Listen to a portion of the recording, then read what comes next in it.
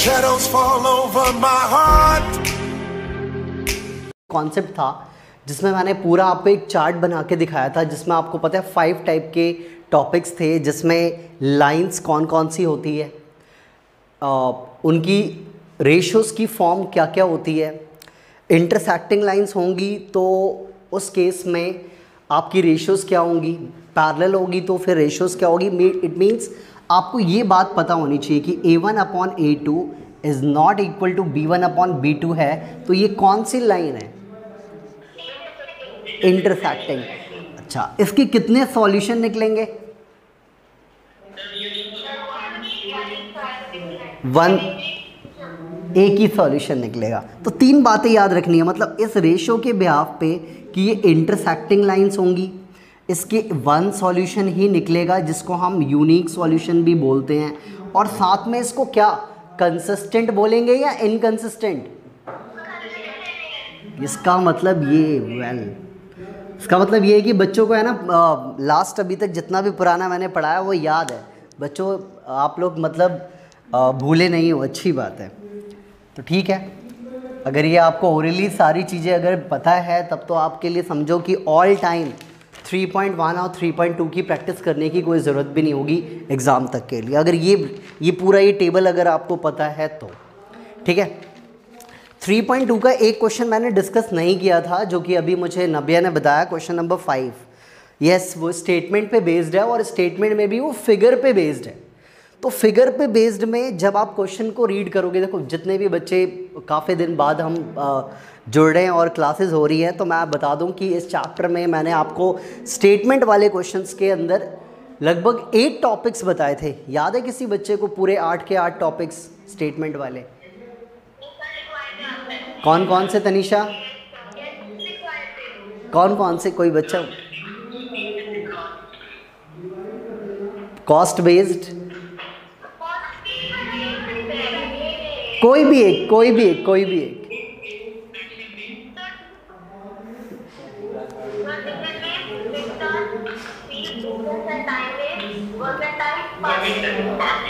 मतलब मोस्टली बच्चों को, चलो अच्छी बात है, याद है। उसमें एक और भी ऐड कर लेना अगर शायद ऐड नहीं हो तो, फिगर बेस्ड लिखवाया मैंने ये वाला, ये टॉपिक, ये आप ऐड कर लो वहाँ पे 9, पॉइंट नंबर 9 करके लिख लेना, फिगर बेस्ड। फिगर बेस्ड जो होगा इसमें ना सिर्फ और सिर्फ आपकी 2 फिगर पे बेस्ड क्वेश्चंस आएंगे, एक ट्रायंगल और एक रेक्टेंगल। ये 2 टॉपिक पे बेस्ड आपसे क्वेश्चंस पूछे जाएंगे। तो आप जरा ये 9th टॉपिक भी आप उसमें ऐड ऑन कर लेना। फिगर बेस्ड क्वेश्चन ट्रायंगल के ऊपर आते हैं और रेक्टेंगल के ऊपर आते हैं। तो अब मैं स्टार्ट करता हूँ क्वेश्चन नंबर 5। ठीक है, ये क्लियर हो गया होगा कि एक और टॉपिक है फिगर बेस्ड, ट्रायंगल और rectangle based.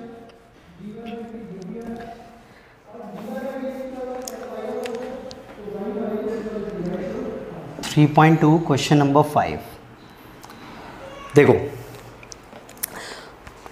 half the perimeter of a rectangular garden whose length is 4 more than its width is 36 metre, find the dimension of the garden. पूरी स्टेटमेंट बिल्कुल एंड में जाके फुल स्टॉप हो रहा है, तो it means आपको ये भी नहीं पता चल रहा होगा कि कहाँ पे किसको एक्स लेट करना है और किसको वाई लेट करना है। तो एक चीज़ तो क्लियर है कि अगर कोई चीज़ रेक्टेंगल है तो रेक्टेंगल है तो उसकी 2 डायमेंशंस होती हैं, क्योंकि 2D फिगर है। 2D फिगर है, इट मीन्स 2 डायमेंशंस। ये आपकी लेंथ कहलाएगी और ये आपकी जो होती है विड्थ, ब्रेथ कहलाती है। यानी कि 2D है तो लेंथ और ब्रेथ इसके अंदर होता ही होता है। अब यहाँ पे क्या है कि कंडीशन ये है कि half of the perimeter of rectangular garden is 4 metre more than its width. तो देखो कहीं ना कहीं लेंथ के बारे में आपको कंडीशन गिवन है कि 4 मोर दैन इट्स विड्थ है, बट विड्थ के बारे में कुछ भी नहीं पता। तो क्यों ना हम स्टार्टिंग में ही कर ले कि let the width of rectangular garden is equal to x metre. मैंने क्या करा कि जो विड्थ है जिसके बारे में कोई भी कंडीशन नहीं पता है उसको हमें क्या लेट करना होता है, x। ये शायद हम क्लास 6 से पढ़ते आ रहे हैं, क्योंकि क्लास 6 में जब अलजेब्रा का चैप्टर आता है और जब हम लीनियर इक्वेशन का चैप्टर पढ़ते हैं तो बच्चों वहाँ पे भी टीचर ने आपको यही बताया होगा कि जिसके बारे में कुछ भी नहीं पता हमेशा उसी को आप एक्स लेट किया करो। अब इससे क्या होगा कि लेंथ के बारे में तो बहुत अच्छे से कंडीशन पता है मुझे कि लेंथ ऑफ रेक्टेंगुलर गार्डन कितना है, 4 मोर देन द, कितना है 4 मोर देन इट्स विड्थ, मतलब कि 4 मोर है तो x प्लस 4 मीटर हो गया। समझ आया ये वाला? ये स्टेटमेंट मैंने यहाँ पे 2 वेरिएबल नहीं लिए x और y, क्योंकि यहाँ पे कंडीशन जो थी वो आपकी एक ही वेरिएबल से हमारा ये क्वेश्चन हो जाएगा, इसलिए मैंने एक ही वेरिएबल के टर्म्स में रखा है। क्लियर हो गई स्टेटमेंट? हाँ मैं दोबारा बोल देता हूँ। कंडीशन ये है कि the length of a rectangular garden is 4 more than it's width. जो एक रेक्टेंगुलर गार्डन का जो लेंथ है वो 4 मीटर क्या है, मोर है विड्थ से। तो विड्थ के बारे में कुछ भी नहीं पता, इसलिए उसको एक्सलेट कर लिया। 4 मोर बोला है तो इसलिए x प्लस 4 कर लिया। सिंपल हो गया यहाँ तक? क्लियर हो गया यहाँ तक सबको? अब अकॉर्डिंग टू क्वेश्चन, हाँ जी देखो, जब 2 थिंग्स के ऊपर 2 इक्वेशंस गिवन हो, नब्या बहुत अच्छा क्वेश्चन आपने पूछा है कि कहीं हमें अगर एग्जाम में आ जाए तो ऐसी कन्फ्यूजन्स को भी हम दूर कर लें। देखो इस वाले क्वेश्चन में ना हमें कहीं भी 2 इक्वेशंस के लिए 2 सिचुएशन गिवन नहीं है, एक ही इक्वेशन के लिए सिचुएशन गिवन है, इसलिए हम एक ही वेरिएबल में लेके चलेंगे। क्लियर होगी बात? जब भी कभी 2 कंडीशंस गिवन हो तभी आप 2 वेरिएबल के लिए 2 इक्वेशंस बनाया करो, ठीक है?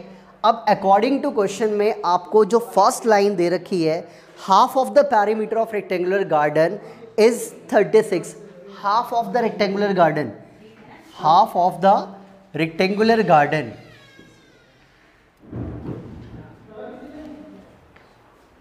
half of the perimeter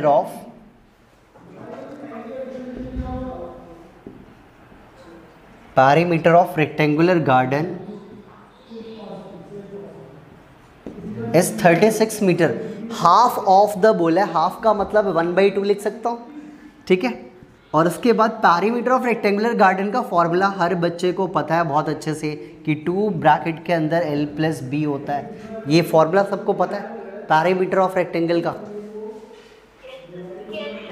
2 से 2 कैंसिल, आपके पास क्या बचा l प्लस बी, और आपका लेंथ कितना है, लेंथ कितना है x प्लस 4, और आपका ब्रेथ कितना है x इक्वल्स टू 36। इसको सिंप्लीफाई कर लो, कितना हो गया 2x plus 4 equals to 36। Yes बिल्कुल सही बोला, बिल्कुल सही है, बिल्कुल सही है। 32 आया, x की वैल्यू आ गई 16 आ जाएगी। x हमारा 16 आया, इट मीन्स आपका क्या आ गया, विड्थ आ गई। और अगर आपकी विड्थ आ चुकी है तो आपकी लेंथ कितनी हो जाएगी, आप यहाँ पे लिख दो कि therefore width of rectangular garden, जिसको आपने x लेट किया था, वो x की वैल्यू कितनी आ गई 16 आ गई, ठीक है 16 मीटर। एंड लेंथ को आपने क्या लेट किया था x प्लस 4, तो 16 प्लस 4 कितना आ गया 20 मीटर। तो ये जो क्वेश्चंस होते हैं बहुत ही सिंपल क्वेश्चंस होते हैं कि आपके पास एक ही वेरिएबल में लेके आप कर सकते हो। और ये इसके लिए भी मैंने एक बात बता दी है कि जब आपके पास इक्वेशन के अंदर, स्टेटमेंट के अंदर एक ही कंडीशन गिवन हो, only one condition is given, तो आप हमेशा एक ही वेरिएबल में भी लेके चल सकते हो, क्योंकि 2 वेरिएबल्स के लिए कम से कम आपको 2 सिचुएशन पता होनी चाहिए, ठीक है? क्लियर हो गया सबको? ये मैं इसको 2 वेरिएबल में भी लिख के कर सकता था, इसमें कोई बड़ी बात नहीं है। अगर आप चाहो तो मैं इसे 2 वेरिएबल में भी समझा सकता हूँ। ध्यान से देखना, अगर मैं विड्थ को x लेट कर लेता, लेंथ को मैं y लेट कर लेता, और देन उसके बाद ये लाइन लिखता और मैं कहता कि लेंथ आपको क्या गिवन है कि विड्थ से 4 ज़्यादा है, तो y equals to automatic x plus 4 ही आता, क्योंकि क्या बोला है कि वो आपका 4 ज़्यादा है। तो यहाँ पे l की जगह पे मैं x प्लस 4 ही पुट करता। पहले तो y प्लस x लिखता और y की जगह पे क्या वैल्यू पुट करता x प्लस 4। तो आपका कहीं ना कहीं वो दोबारा भी जाके एक ही वेरिएबल में क्वेश्चन आता और वहाँ से आपका x आता, देन आपकी लेंथ आ जाती। तो क्वेश्चन नंबर 5, इसको आप स्टार भी लगा लेना है इस वाली एक्सरसाइज में कि कहीं आपको कभी किसी टेस्ट में कोई कन्फ्यूज़न ना आ रहा है इस क्वेश्चन के अंदर। क्लियर हो गया अब ये?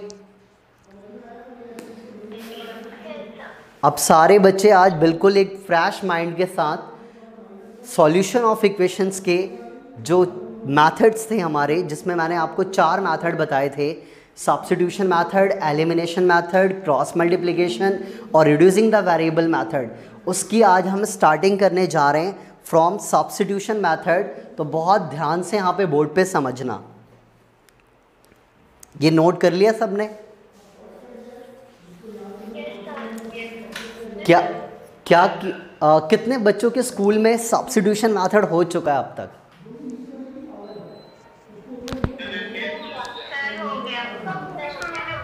ओके चलो, मतलब मुश्किल से 10 बच्चों के यहाँ पे हो चुका होगा, ठीक है।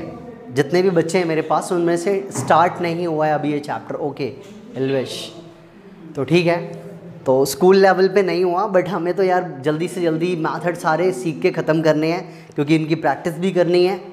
तो आज स्टार्ट करते हैं हम अपना सब्स्टिट्यूशन मेथड। जो बच्चे न्यू हैं मैं उनको बार बार बोलूँगा कि पहले आप है ना मेरे जितने भी प्रीवियस जो छोटी छोटी सी वीडियोस बना रखी हैं, एक बार उनको शॉर्ट में ही सही बट ज़रूर देख लेना, ताकि आपको ना इस चैप्टर का एक बेस पता लग जाए कि सर का पैटर्न क्या है, कि कहाँ पे कौन सी चीज़ मैंने कैसे किस फॉर्म में समझाया हुआ है, कि कहाँ से हम अब मैं बात कर रहा हूँ कि सॉल्यूशन ऑफ इक्वेशन। तो जिन बच्चों ने पढ़ रखा उनको पता है कि मैंने बता रखा है सॉल्यूशन ऑफ इक्वेशन में 4 मेथड्स होते हैं, और वो भी अलजेब्रिक के सॉल्यूशन होते हैं, ग्राफिकली के आपको ग्राफ में करने होते हैं। ये सारी बातें हमने पहले पढ़ रखा है। पता चल रहा है नाम के बारे में किसी बच्चे को पता है सब्स्टिट्यूट का मतलब क्या होता है? कभी पढ़ा है सब्स्टिट्यूट? बिल्कुल, देखो अपने अपने बिहाफ पे बच्चों के आंसर्स बिल्कुल सही हैं, बट मैं एक सिंपल लैंग्वेज में बात करूं, सब्स्टिट्यूट का मतलब ये होता है कि एक की जगह दूसरा। अगर आप मार्केट में कभी आप मिल्क प्रोडक्ट लेने जाते हो, मिल्क लेने जाते हो, सपोज दैट आपको अमूल का प्रोडक्ट नहीं मिला तो आप मदर डेयरी का भी ले लेते हो, तो these are the substitute product है वो, कि अगर आपको है तो वो मिल्क ही ना, बट वो आपको क्या हुआ कि आपको मदर डेयरी का नहीं मिला तो आपने अमूल का ले लिया, या अमूल की जगह आपने किसका ले लिया? मदर डेयरी का ले लिया। तो यहाँ भी कुछ ऐसा ही है। सब्स्टिट्यूट करने का मतलब है कि या तो आप x को लो या तो y को लो, आपका आंसर हमेशा सेम आएगा।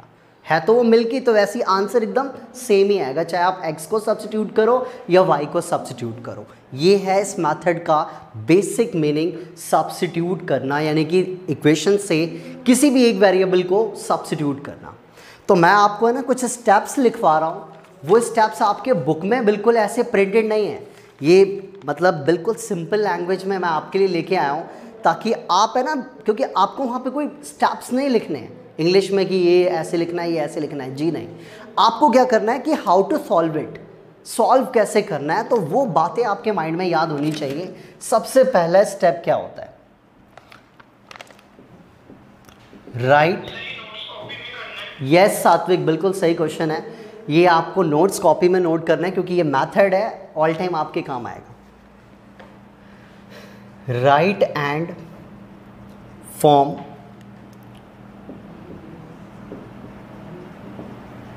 two equations in the form of ax plus minus by equals to c। अब ये देखो फर्स्ट जो मैंने स्टेटमेंट लिखी है, स्टेप है ये मेरा, कि right and form 2 equation in the form of, और मैंने देखो मैंने फॉर्म भी चेंज कर दी है। स्टैंडर्ड फॉर्म में c हमारा लेफ्ट साइड में होता है, राइट साइड में 0 होता है, बट मैंने एक चीज़ इसमें क्या चेंजेस करा है कि राइट साइड में c की वैल्यू को रखा है।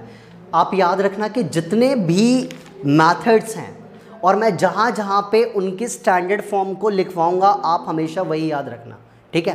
क्रॉस मल्टीप्लिकेशन में ये वाला c इधर चला जाएगा, एलिमिनेशन में ऐसा ही रहेगा। तो मैं बताऊंगा तो उस चीज़ का आप ध्यान रखना कि आपको किस फॉर्म में इक्वेशंस को, या तो आपके पास गिवन होगी या तो आपने फॉर्म करना है। और फॉर्म मीन्स वो जो मैंने 9 टॉपिक्स बताए हैं स्टेटमेंट वाले, उनसे आपको रीड करके इक्वेशन ड्रॉ करनी होगी। तो ये आपका पहला स्टेप है कि 2 इक्वेशन दे रखी है तो शीट पे उतार लो, इक्वेशन 1 इक्वेशन 2, बस बट इस फॉर्म में उतारना, इक्वल टू में c रखना है।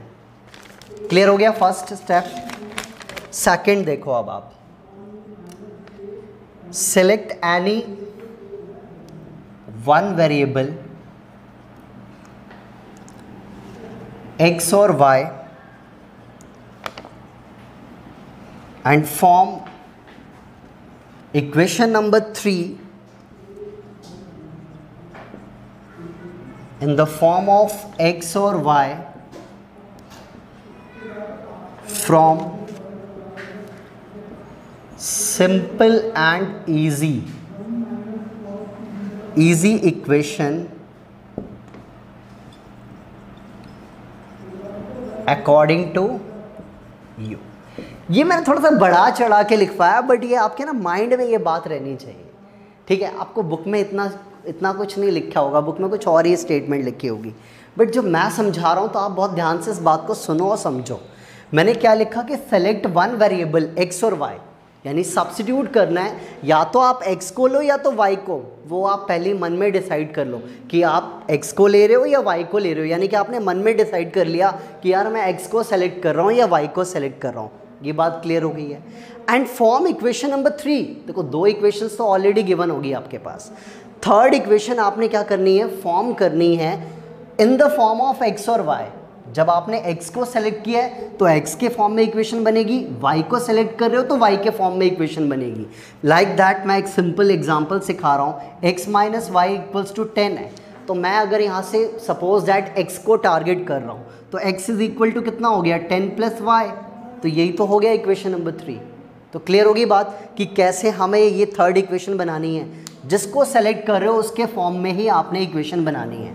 अब इसके आगे मैंने थोड़ी सी ये बात है ना बढ़ा चढ़ा के बताई है कि from simple and easy equation according to you. Yes,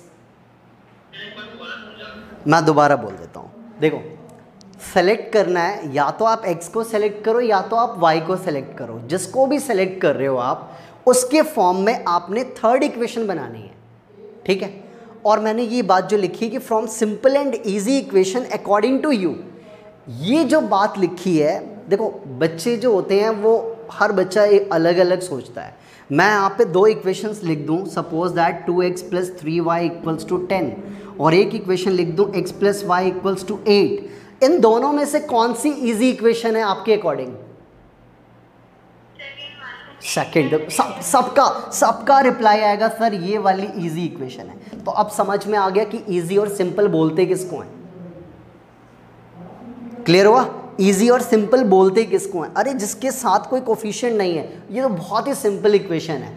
तो इसीलिए मैंने ये बात थोड़ी एक्स्ट्रा लिखवाई है, ये आपके बहुत ही काम आएगी कि जो आपको देखने में इजी लगता है, जो आपके अकॉर्डिंग इजी इक्वेशन है, उसी इक्वेशन से आप x और y को टारगेट करके थर्ड इक्वेशन बनाना। मुश्किल वाली इक्वेशन मत ले लेना, ठीक है। अब आते हैं थर्ड स्टेप पे। Substitute that variable in any equation, you get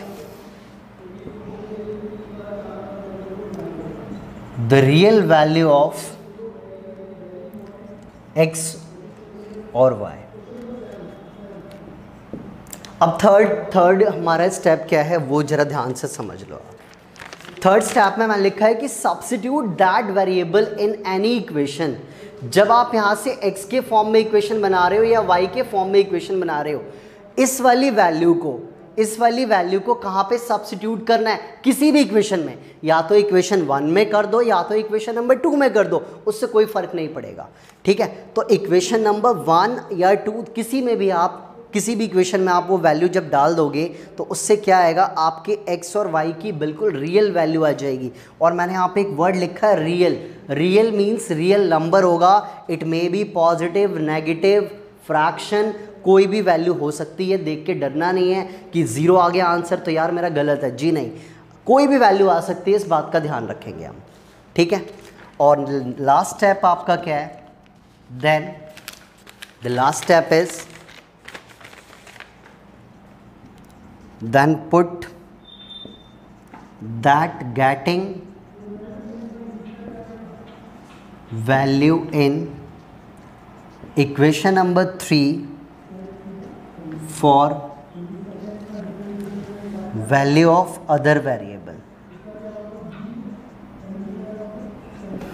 ठीक है, और उसके बाद क्या करना है, जब आपका x या y का आंसर आ चुका होगा, क्योंकि थर्ड इक्वेशन जब थर्ड स्टेप तक बच्चा जाता है तो आपको एक वैल्यू कोई भी आ चुकी होगी, या तो x की वैल्यू आ गई होगी या तो y की वैल्यू आ चुकी होगी, और उस वैल्यू को आप हमेशा किस इक्वेशन में पुट करोगे, हमेशा थर्ड इक्वेशन में पुट कर दोगे।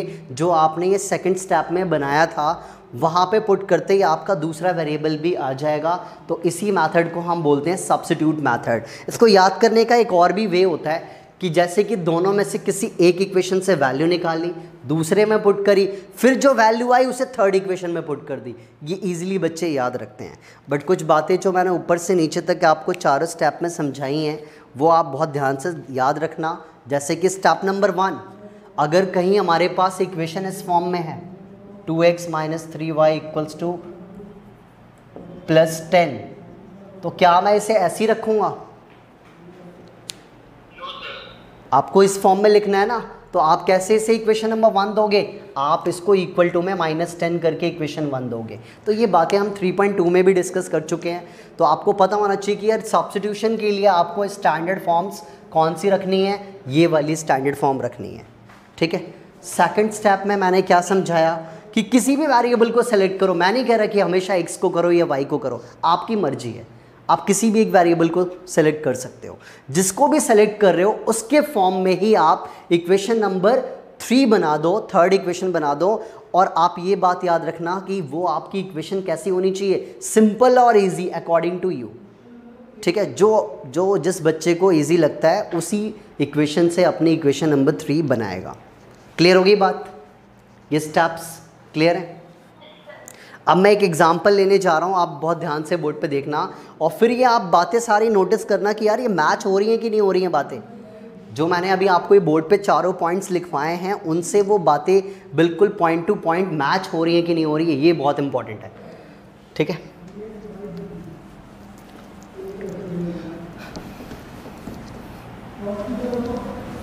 देखो हमारे जितने भी मैथड्स हैं उन मैथड्स के, हाँ मैं इरेज नहीं करूँगा, मैं बता देता हूँ, इसकी आपको स्क्रीनशॉट मिल जाएगी, आप आराम से उतार लेना, मैं ऊपर से ही थोड़ा इरेज कर रहा हूँ बस।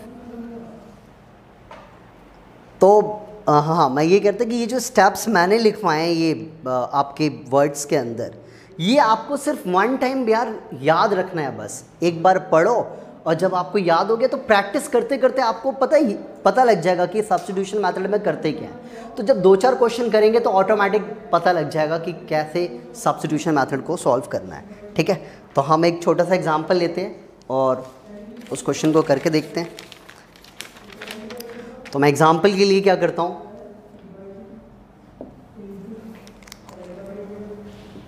x - 2y = 6 बिल्कुल प्रॉपर स्टैंडर्ड है इसके अकॉर्डिंग, इसलिए मैंने इसको इक्वेशन नंबर 1 दे दिया है। The second is 3x - 4y = 12, ये इक्वेशन नंबर 2 है मेरी। क्लियर होगी बात? दोनों इक्वेशंस ऑलरेडी मेरे पास क्या है, गिवन है। मैंने कोई फॉर्म नहीं करा है, ऑलरेडी मैंने मान लिया कि गिवन है मेरे पास। अब फर्स्ट स्टेप तो क्लियर हो गया। सेकंड स्टेप जो मैंने अभी रेज कर दिया वो था क्या, सेलेक्ट करना है या तो x को या तो y को, वो भी कहाँ से, from simple and easy equation according to you. तो क्या मुझे गार्गी आप बताओगे इन दोनों में से आपके अकॉर्डिंग कौन सी इक्वेशन ईजी है? बिल्कुल सही। तो आप फर्स्ट वाली इक्वेशन से x को सेलेक्ट करना चाहते हो या y को सेलेक्ट करना चाहते हो? बेटर है, क्योंकि y करेंगे तो माइनस आएगा। तो क्या करना है आपने, फ्रॉम इक्वेशन नंबर 1 जो कि x - 2y = 6 है, तो यहाँ से क्या नाम है, प्रांजल आप बता पाओगे x = व्हाट?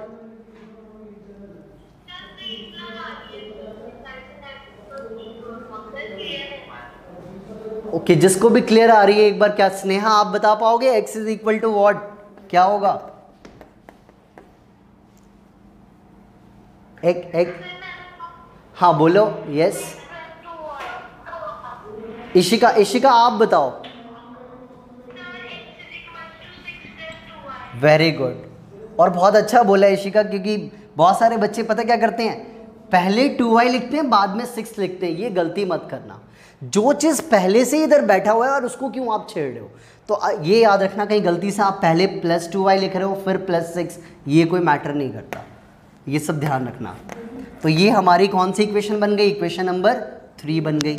अब ये चीज़ समझ आ गया तो आपको पता है ना कि मैंने थर्ड पॉइंट क्या लिखवाया हुआ है, कि ये वाली वैल्यू मैं किसी भी इक्वेशन में पुट कर सकता हूँ। ये नहीं कि मैंने 1 वाली इक्वेशन से यार थर्ड इक्वेशन बनाई है तो मैं 1 में नहीं पुट कर सकता, मैं किसी में भी पुट कर सकता हूँ। तो चलो मैं ऐसा करता हूँ, इस वाली वैल्यू को इक्वेशन नंबर 2 में पुट करता हूँ, ठीक है। क्या करना होता है इसे, पुट x = 6 + 2y इन इक्वेशन नंबर 2, यानी x की जगह पे जो 6 + 2y है वो मुझे यहाँ पे पुट करना है। तो क्या है ये 3 और x है, तो x हमारा क्या है, 2 टर्म्स में है, इसलिए ब्रैकेट लगा लिया है, थोड़ा सा रिस्पेक्ट के साथ इसको ओपन करेंगे, = 12। अब इसको सिंप्लीफाई कर लो आप, 3 × 6 = 18 होता है। और ये सिंप्लीफिकेशन आपकी बिल्कुल ऐसी नहीं होगी, फ्रैक्शन वाली भी हो सकती हैं। फ्रैक्शन वाली के लिए आप क्या करोगे, एलसीएम का ध्यान रखना आप, 3 × 2 = 6y माइनस का 4y = 12। इसको और सिंप्लीफाई करते हैं, 18 आपका माइनस में जाएगा, यहाँ पे 2y, तो 12 - 18, बिल्कुल सही बताया, गुड, माइनस का 3। मैंने बताया था कि रियल वैल्यू आएगी, तो रियल वैल्यू तो हमारी कुछ भी हो सकती है यहाँ पे, यस, माइनस का 3, y की वैल्यू आ गई -3। और इस वाली वैल्यू को हमेशा किस इक्वेशन में पुट करते हैं, थर्ड इक्वेशन, बिल्कुल सही बताया दिव्यांशु, ऑलवेज थर्ड इक्वेशन में पुट करेंगे। तो क्या करना है, पुट y = -3 इन इक्वेशन नंबर थर्ड। तो थर्ड इक्वेशन क्या कहती है भाई, x = 6 + 2y, तो x = 6 + 2 × -3, तो x = 6 - 6 कितना हो गया, x की वैल्यू 0। ये मैंने एक छोटा सा अपनी तरफ से कोई एग्जाम्पल लिया था, ठीक है।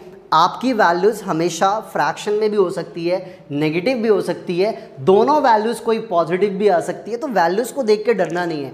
हमने अगर सही से किया है तो हमारा आंसर भी बिल्कुल सही आएगा। तो आपको ये मेथड से पहले आपको क्वेश्चन करना समझ में आया सबको? तो वैष्णवी क्लियर हो गया, अदिति आपको? देखो सब्स्टिट्यूशन मेथड जो मैं मानता हूँ ना, कि वैसे तो ये मेथड आपका कभी आंसर गलत नहीं लाता है, बट जब मैं आपको एलिमिनेशन मेथड सिखाऊंगा ना तो आप कहोगे कि elimination is much better than substitution. सारे बच्चे फिर एलिमिनेशन के पीछे ही जाएंगे, क्योंकि ये थोड़ा सा लेंदी लगता है मुझे, कि इसमें से ये वैल्यू निकाल ली, इसमें पुट करा, कहीं अगर जरा सी भी गलती हो गई प्लस माइनस करते हुए शिफ्टिंग में, तो जब यही वैल्यू गलत आई तो फिर ये वैल्यू भी गलत आ जाएगी। तो बहुत ध्यान से इसमें बहुत ध्यान रख के करना होता है, क्योंकि सारा खेल इसमें शिफ्टिंग का है। इसमें जो सारा खेल है वो आपका शिफ्टिंग का है, कि आपने शिफ्टिंग ठीक से करी है कि नहीं करी है। अगर आपके पास ये दोनों इक्वेशन से कुछ ऐसी इक्वेशंस होती 2x + 3y = 10 और दूसरी इक्वेशन भी कुछ ऐसी होती, तब आप कहते दोनों में तो कोई भी आपकी इजी है ही नहीं, तो क्या करते, किसी से तो हम बनाते ना। तो सपोज दैट इससे अगर बनाना चाहता हूँ मैं, तो 10 - 3y x = 10 - 3y/2, तो ये सब आपको आना चाहिए। ये जो शिफ्टिंग करके मैंने इस वाली इक्वेशन से x की वैल्यू निकाली है, ये शिफ्टिंग आपको बहुत अच्छे से आना चाहिए, कि कोई प्लस में है तो माइनस में जाएगा, मल्टीप्लाई में है तो डिवाइड में, डिवाइड का मल्टीप्लाई, ये सारी बातें, क्योंकि सारा इसमें जो सब्स्टिट्यूशन में है वो शिफ्टिंग पे डिपेंड करता है। तो क्लियर हो गया ये मेथड? अब आप बहुत ही ईजिली आप अपनी एक्सरसाइज कर सकते हो, जो कि पेज नंबर आपका 53 है, एक्सरसाइज 3.3 के लिए। तो सारे बच्चे उसे ओपन कर लो और हम क्वेश्चन करते हैं, ठीक है।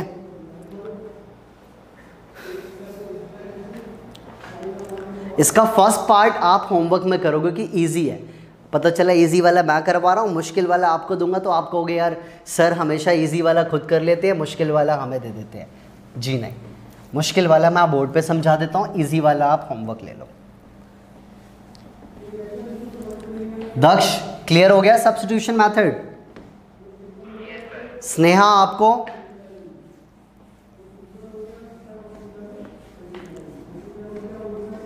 स्नेहा अवेलेबल नहीं हो क्या?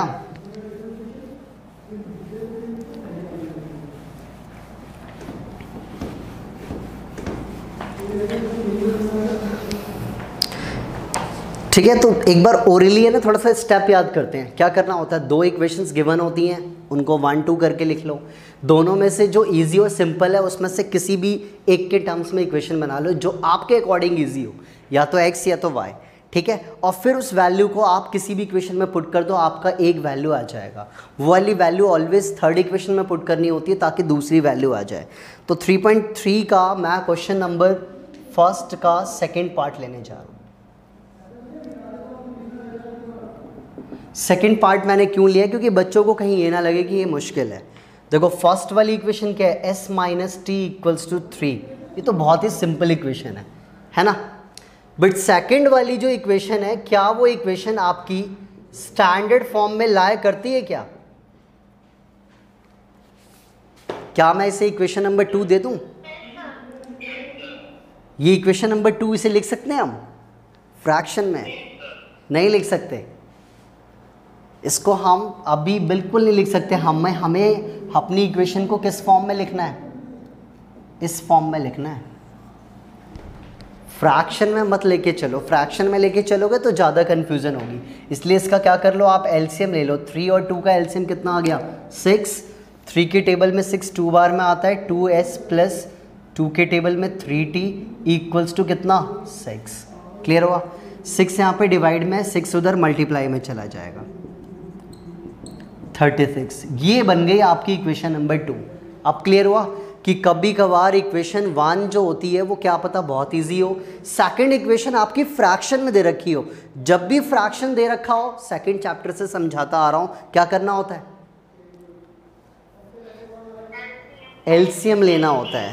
तो अच्छी बात है, पता है फिर। ठीक है, अब दोनों में से कौन सा इजी है अकॉर्डिंग टू दिव्यांशु, आप बताओ दोनों में से कौन सी इजी है? फर्स्ट वाला। ओके, तो from equation number 1 s minus t equals to 3 है, तो मैं यहाँ से किसकी वैल्यू के फॉर्म में इक्वेशन बना लूँ? थर्ड, s या t? s, क्योंकि s पॉजिटिव में, और क्या आ जाएगा 3 plus T which is equation number 3। Clear हुआ? ये t नेगेटिव में था, t पॉजिटिव में आ गया। अब इसकी वैल्यू को यहाँ पे हम पुट, वेदिता की t की वैल्यू आ गई 6, तो s की वैल्यू 9 आ रही होगी। हाँ, बस इसमें पुट कर दो, आ जाएगा। ठीक है, तो हम यहाँ पे करते हैं कि put s is equal to 3 plus t in equation number 2 में पुट करते हैं। ठीक है, 2 में पुट करते हैं, तो 2 इक्वेशन है हमारी, 2 ब्रैकेट में s ले लेते हैं, कितना, 3 प्लस टी, और plus 3t equals to 36। 2 3 6, 2t, ये 3t, ये हो गया आपका 5t, ये हो गया 36 माइनस 6।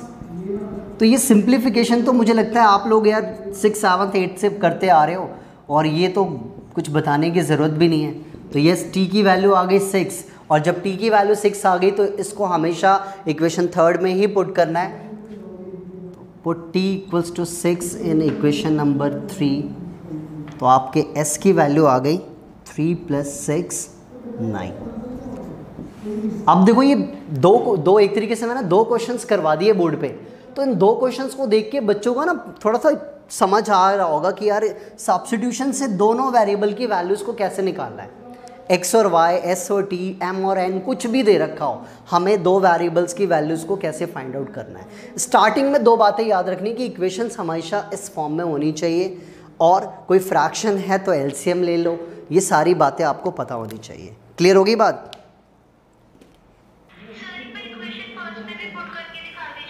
उसमें अच्छा, इक्वेशन 1 में ही पुट करके दिखा दूं?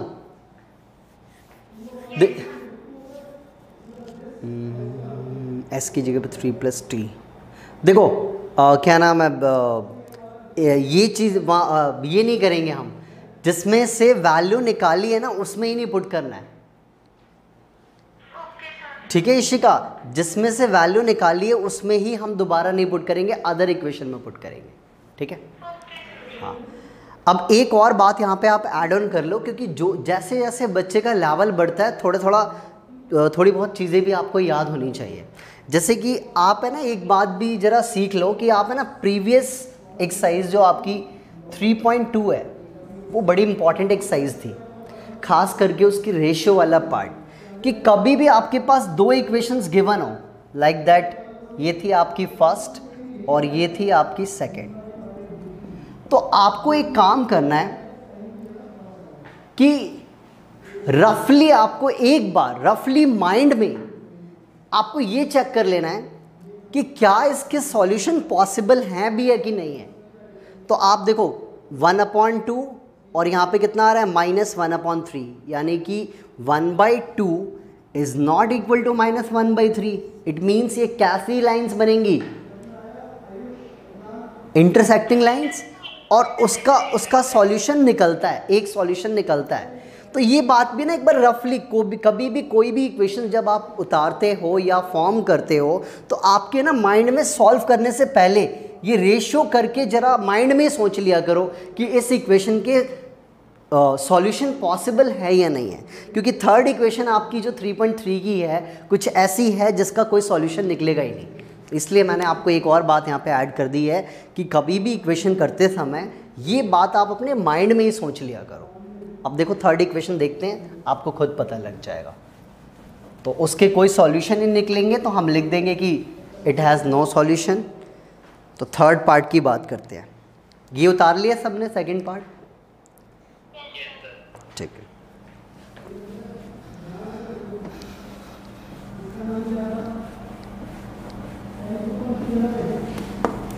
और नो सॉल्यूशन मतलब कि लाइन कैसी होगी? पैरेलल लाइंस होंगी। Yes yes.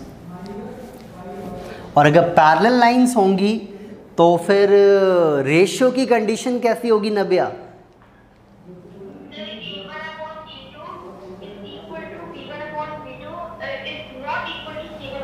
वेरी गुड, बिल्कुल ठीक है यार। यही सब चीज़ें पता है इस चैप्टर में ना याद रख लोगे तो पता है क्या होगा, कभी भी बोर्ड एग्जाम्स तक भी दो एक्सरसाइज की तो प्रैक्टिस करनी ही नहीं पड़ेगी। 3.1 3.2 ऐसी ओरली फिनिश। इवन कुछ ऐसा भी हो जाएगा कि आप 3.3 भी कहोगे यार मुझे तो करना ही नहीं है प्रैक्टिस, तो देखते जाओ, करते करते ही आपका ये चैप्टर देखने में लेंदी है, बट एक बार करने के बाद इसको आप अगर याद रखते हो इनकी चीज़ों को तो आपको प्रैक्टिस करने की दोबारा ज़रूरत नहीं पड़ेगी। तो थर्ड पार्ट को देखते हैं इसके कि क्यों इसके सॉल्यूशन पॉसिबल नहीं है। 3x - y = 3, ये इक्वेशन 1 है, और 9x - 3y = 9। अब आप अपने माइंड में ही पहले ज़रा सोच के देख लो कि क्या ये कौन सी लाइन को इंडिकेट कर रहा है। ये यहाँ से 1/3, यहाँ भी 1/3, यहाँ से भी 1/3 ही आना है, मतलब कि तीनों के तीनों इक्वल हैं। मतलब क्या है ये? कोइंसिडेंट लाइंस हैं जिसके मैनी सॉल्यूशन होते हैं, तो हम उसके सॉल्यूशन एग्जैक्टली वन सॉल्यूशन तो फाइंड कर ही नहीं सकते हैं।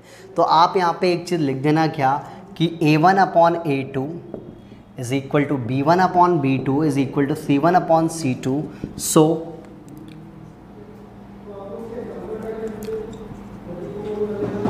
these equations have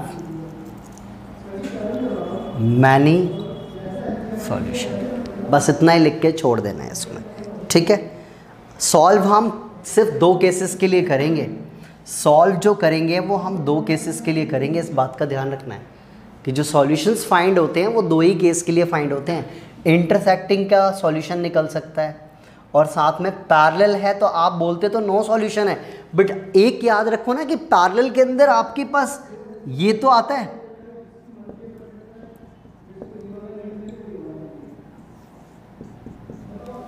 ये देख रहे हो शुरू के दो इक्वल होते हैं, शुरू के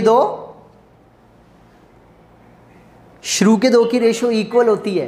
तो ये जो चीज़ है ना पैरेलल वाली, ये k की वैल्यू जब फाइंड करने वाले क्वेश्चन सिखाऊंगा वहाँ पे ऑलवेज आपको यही याद रखना है कि पैरेलल लाइंस में k के लिए शुरू के दो इक्वल होते हैं, तो हम शुरू के दो की रेशियो को लेके सॉल्व करेंगे तो k की वैल्यू आ जाएगी। तो सॉल्यूशन जो होता है वो पैरेलल से भी हमारा पॉसिबल एल्जेब्रिकली में पॉसिबल हो जाता है, ठीक है।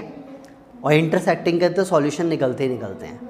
तो थर्ड पार्ट एक ऐसा पार्ट था जिसको हमें आगे सॉल्व नहीं करना है, ठीक है, आप कैसे भी करोगे इसका आंसर नहीं निकलेगा, आप ट्राई करके देख लो, क्योंकि मैनी सॉल्यूशन है तो आप एग्जैक्टली वन सॉल्यूशन नहीं फाइंड कर सकते हो। नेक्स्ट फोर्थ पार्ट, अब आप देखो, ये कर लिया, नोट कर लिया, इसे इतने पे ही छोड़ देना था बस।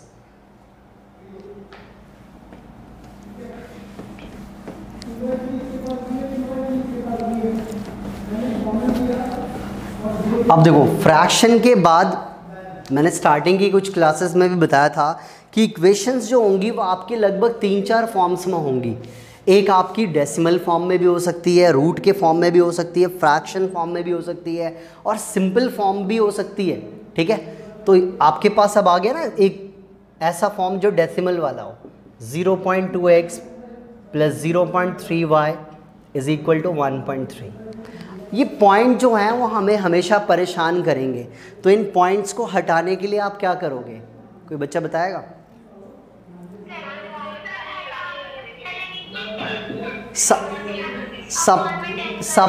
सबके अपॉन में 10 ले लें और एलसीएम लेंगे तो 10 से 10 कैंसिल हो जाएगा, मतलब बात एलसीएम वाली आ रही है। तो क्यों ना मैं सिंपल सा एक और भी चीज़ कर सकता हूँ क्या, कि मल्टीप्लाई बाय 10 बोथ साइड। अगर मैं 10 से दोनों साइड मल्टीप्लाई कर दूंगा तो यहाँ पे 10 से इसको मल्टीप्लाई करते ही आंसर कितना आ गया? 2x, ये 3y और ये 13, बन गई इक्वेशन 1। तो बात तो एक ही है, देखो ना, 10 से 0.2 को मल्टीप्लाई करोगे तो कितना आएगा? 2x ही आएगा। 10 से 0.3 को करोगे तो 3y, 1.3 को 10 से मल्टीप्लाई करोगे 13 आ जाएगा।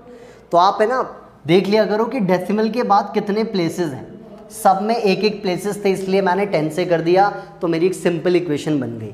नेक्स्ट सेकंड वाले पार्ट में भी बिल्कुल सेम ऐसे ही करना है। 0.4 x + 0.5y = 2.3 है, इसमें भी आप वही कर दो, मल्टीप्लाई बाय 10 बोथ साइड। तो डेसिमल को हटाने के लिए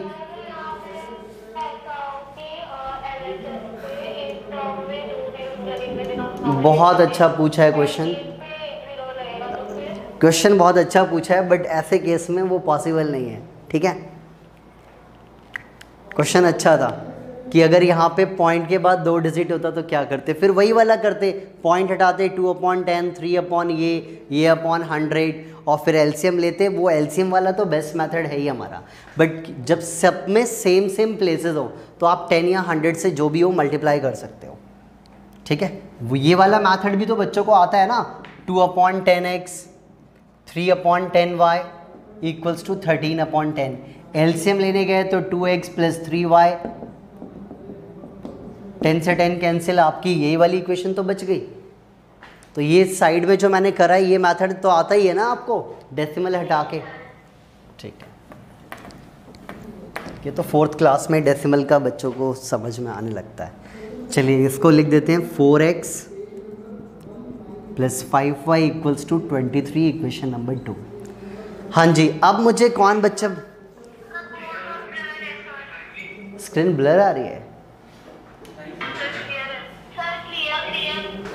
अब आ रही है क्लियर? ओके, अब इन दोनों इक्वेशन में से कौन सी इक्वेशन तनीषा आपके अकॉर्डिंग इजी है? देखो दोनों ही देखा जाए तो थोड़ा सा मुश्किल ही बोलेंगे, बट यार करना तो है ही मुझे, तो मैं किसी भी एक को तो लेना ही लेना है, तो चलो फर्स्ट को ही ले लेते हैं क्योंकि करना तो है ही हमें। तो फ्रॉम इक्वेशन 1 2x + 3y = 13 है, तो क्या होना चाहिए तनीषा इसके आगे? आप किसको टारगेट करना चाहते हो?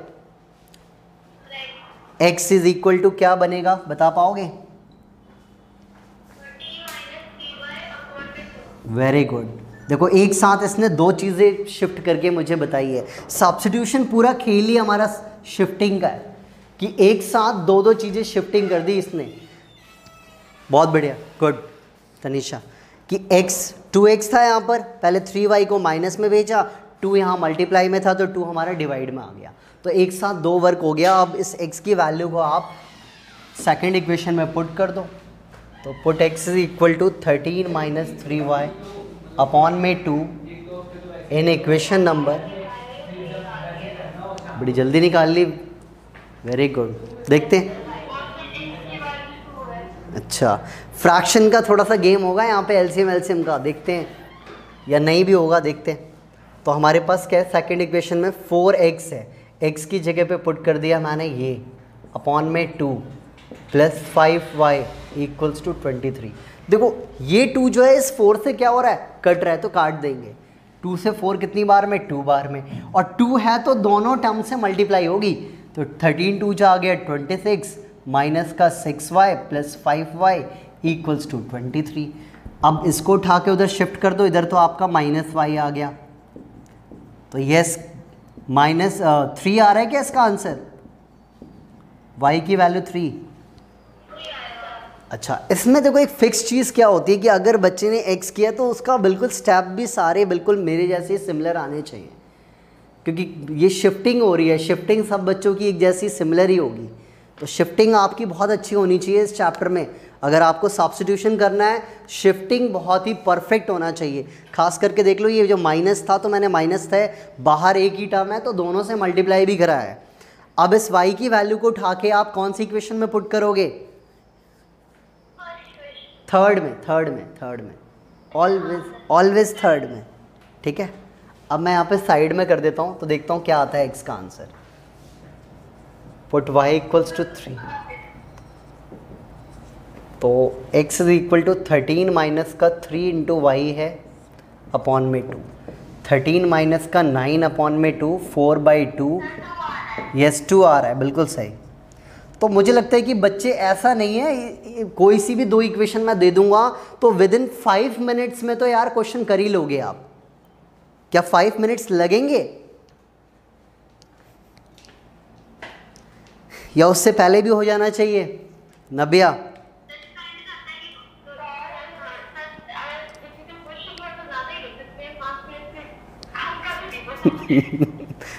वैसे मुझे लगता है कि अगर आप प्रैक्टिस कर रहे हो ना अगर मेरे साथ साथ, तो मैं जहाँ तक मानता हूँ कोई भी बच्चा जो मतलब अगर ये मुझसे ऐसे सीख रहा है तो 2 से 3 मिनट में कर देगा।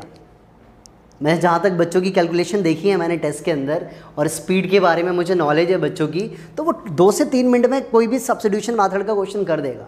हाँ, अगर उसकी सिंप्लीफिकेशन अच्छी है तो 2 से 3 मिनट बहुत होते हैं, ठीक है। और ऐसे छोटे मोटे मैं थोड़े से ना वो एक कॉन्टेस्ट टाइप के करवाता भी रहता हूँ। जब हम ग्रुप में यहाँ पे ऑफलाइन में बैठते हैं ना, तो मैं बोर्ड पे कोई भी क्वेश्चन दे देता हूँ, एक टाइमर लगा देता हूँ कि ये क्वेश्चन मुझे 3 मिनट में ही चाहिए। तो इससे क्या होता है, बच्चों की स्पीड भी हो जाती है और कैलकुलेशन भी अच्छी बनती है, क्योंकि बोर्ड में क्वेश्चंस आपको पता है यार बहुत सारे होते हैं, और अगर आप एक ही क्वेश्चन में 10-10 मिनट लगाओगे तो फिर वहाँ पे फिर आपका पेपर जो हो जाएगा वो क्या होगा, छूट जाएगा। फिर आप कहोगे सर आता हुआ क्वेश्चन मैं छोड़ के आ गया। तो मैं ये बिल्कुल नहीं चाहूँगा, इसलिए टाइम लिमिट हमें पता होनी चाहिए, हर एक क्वेश्चन की टाइम लिमिट क्या होनी चाहिए, ठीक है। तो अब ये मेथड समझ आने लग गया है कि नहीं आया? अब मैं इसका 5th पार्ट रूट वाला बोर्ड पे समझा रहा हूँ। 6th पार्ट आप होमवर्क लोगे, क्योंकि 6th पार्ट जो है 2nd पार्ट के जैसा ही है कि पहले एलसीएम लेना है, 2 इक्वेशंस बनानी है, देन सॉल्व करना है। तो आप इसका 1st और 6th पार्ट होमवर्क लोगे, 5th वाला मैं बोर्ड पे रूट वाला करवा रहा हूँ। तो देखो सारे फॉर्म्स आपको पहली एक्सरसाइज में ही मिल गए, डेसिमल के फॉर्म भी मिल गया, फ्रैक्शन का भी फॉर्म मिल गया, रूट वाला भी मिल गया। तो अब ये मत कहना कि इक्वेशंस हमेशा क्या सिंपल ही होती हैं, जी नहीं, रूट में भी हो सकती हैं।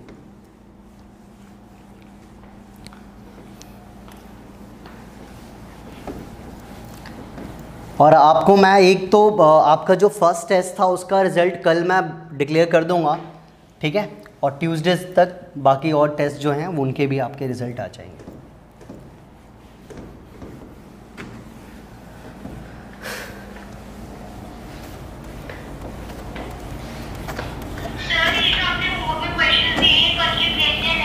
यस, करके सेंड करना है, मुझे करके सेंड करना है। अब तो हर एक होमवर्क आप करके सेंड करना है हर एक बच्चे को, इसलिए 2 पार्ट ही दिए बस मैंने, ताकि बस मुझे देखना है मेथड समझ में आया कि नहीं बच्चों को।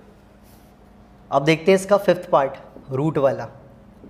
Root 2x plus root 3y equals to 0 equation 1। Root 3x minus का root 8y equals to 0 equation 2।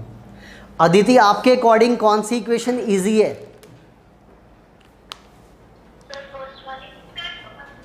मुझे तो सेकंड वाली ज़्यादा इजी लग रही है, क्योंकि जब मैं माइनस देखता हूँ ना तो मुझे इजी लगता है माइनस वाला। बाकी आप दोनों कर सकते हो। हाँ, ज़्यादा बेटर है कि अगर मैं यहाँ से x की वैल्यू निकालूँ तो, क्योंकि √8y है, √8 का मतलब कौन बच्चा बताएगा?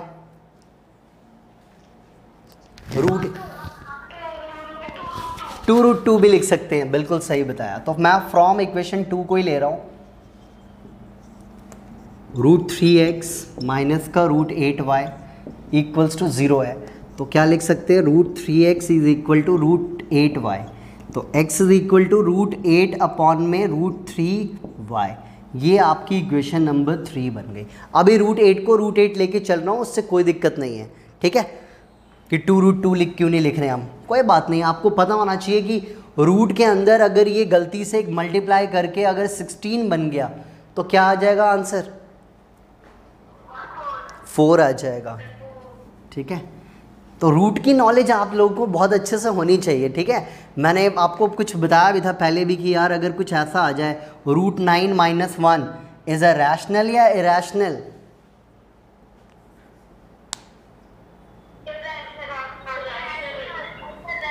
रैशनल है ये, हाँ रैशनल होगा। 2 2 2 2 2 2, ठीक है? तो ये सब चीज़ें भी पता होनी चाहिए, रूट की नॉलेज होनी चाहिए, ठीक है?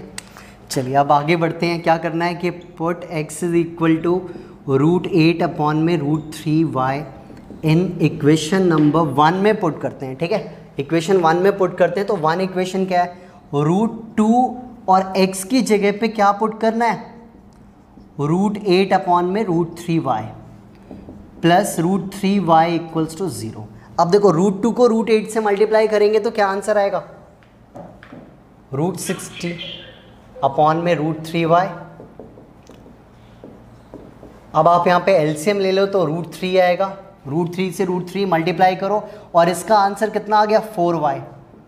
और √3 को √3 से मल्टीप्लाई करोगे 3y, तो 7y अपॉन में √3 इक्वल्स टू 0। तो y इक्वल्स टू √3 ये लिख सकते हैं क्या? देख लो पहले, किसी को कोई डाउट हो किसी स्टेप में तो वो पूछ लेना।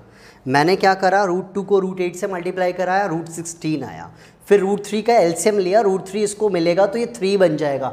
9th क्लास में पढ़ते आ रहे हैं कि सेम नंबर के रूट को सेम नंबर से मल्टीप्लाई करेंगे तो वही नंबर आ जाएगा। 4 + 3 7y, और मैंने 7 अपॉन √3 का रेसिप्रोकल 0 के पास मल्टीप्लाई में भेज दिया, और 0 से किसी भी नंबर को मल्टीप्लाई करोगे तो आंसर कितना आएगा? 0 ही आएगा, ठीक है? और इसकी वैल्यू को put y equals to 0 in equation number 3 में पुट कर देंगे तो यहाँ से भी आपका x भी कितना आ गया? x भी कितना आ गया? 0। तो ये मत सोचना कि यार x और y 0 नहीं आते, आपके सामने एग्जाम्पल है। यस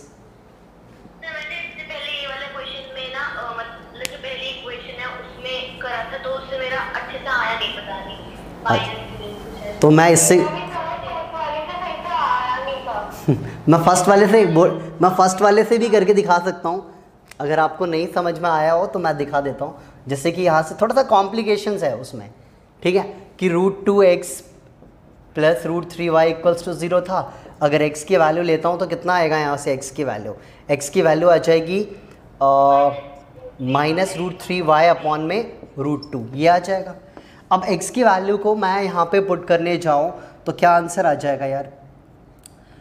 x की जगह पे तो √3 इंटू -√3 अपॉन में √2y माइनस का √8y इक्वल्स टू 0। देख लेना मैं रफली कर रहा हूँ, इसको इससे मल्टीप्लाई कराया तो कितना आया? माइनस का 3y अपॉन में √2y माइनस का √8y इक्वल्स टू 0। गलत नहीं है, बिल्कुल सही है अगर आपकी कैलकुलेशन सही हो तो। देखो अब यहाँ पे क्या करेंगे? माइनस का 3y और √2 को √8 से मल्टीप्लाई करेंगे √16, और √16 का बाहर कितना आ गया? माइनस का 4y। Once again -7y upon में √2 इक्वल्स टू 0। तो y की वैल्यू देख लो अदिति एंड वेदिता, जिनका ये डाउट था 0 ही आएगा। हाँ अब करना क्या है? इसका रेसिप्रोकल, यस -√2/7 0 से मल्टीप्लाई कर देंगे, 0 आंसर आ जाएगा। ठीक है, क्लियर हुआ ये वाला भी कि फर्स्ट इक्वेशन से भी आ जाता।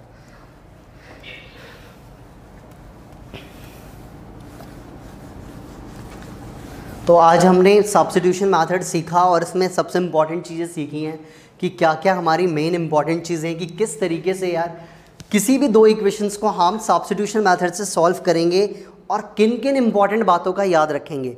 अगर कोई क्वेश्चन रूट में है तो रूट को कैसे टैकल करना है, क्या अगर हमारा कोई फ्रैक्शन है तो उसको कैसे टैकल करना है। तो ये सब चीज़ें ना एक बार समझने की चीज़ें, ये नहीं कि आप बार बार यही डाउट लेके पूछो सर फ्रैक्शन आ गया तो क्या करेंगे, अरे एलसीएम ले लो आप। ये सारी बातें याद रखोगे तभी तो आपके आगे काम आएंगी। तो आज आपका सब्स्टिट्यूशन पे बेस्ड ये वाली एक्सरसाइज समझ में आ गई होगी आई होप। और दो पार्ट्स में होमवर्क लिख देता हूँ, ये दो पार्ट्स आप होमवर्क करना।